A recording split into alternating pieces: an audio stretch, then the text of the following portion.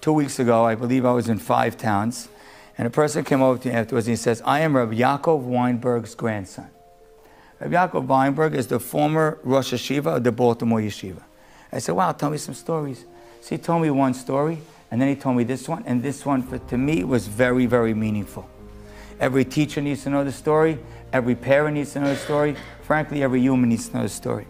He says, my grandfather, Rabbi Yaakov Weinberg, who became a great Rosh Yeshiva in America, he was an American boy, but he went to learn in Israel for a little while. He studied under the man who was known as the Tzaddik of Yerushalayim, Rav Aryeh Levine. Rav Aryeh Levine, which was the Tzaddik of Yerushalayim, Rav Yashiv's father-in-law, he studied under Rav Aryeh Levine. I said, okay. I said, wow, so he knew Rav Aryeh Levine? He said, yeah, a little bit. I said, Rav Aryeh Levine tested him to get into the yeshiva? He says, actually, Rav Aryeh Levine did not test him to get into the yeshiva. He wouldn't test him. I said, what do you mean? He said, I'll tell you why. My grandfather came to Israel as an American boy. He came to the yeshiva wearing new shoes. Rav Aryeh Levine said, I never met a person that wore new shoes. Everyone in his family wore old hand-me-downs. Everyone in the neighborhood wore old hand-me-downs. So as he's speaking, I'm saying, okay, so Rav Aryeh Levine is saying, these modern spoiled people, I can't deal with them. He said, no.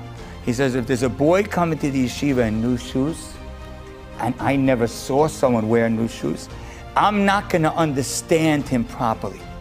I'm not going to appreciate where he's coming from. So I am the wrong person to test this boy, because in essence, I can't meet him where he's at. And so he had someone else test Rabbi Yaakov Weinberg in order to accept him in the yeshiva, because someone else who understood what it's like to wear new shoes. You know what most of us do?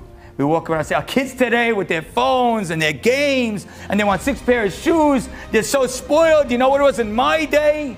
You're not helping that kid. You're just looking down at that kid. And you're condescending to that kid. You're not a help. Chesed, every single person around you needs chesed. No matter what their need, no matter what their struggle, they want to feel like they are the same as you. If you could add this ingredient, then you could be a person who everything you do will be kindness.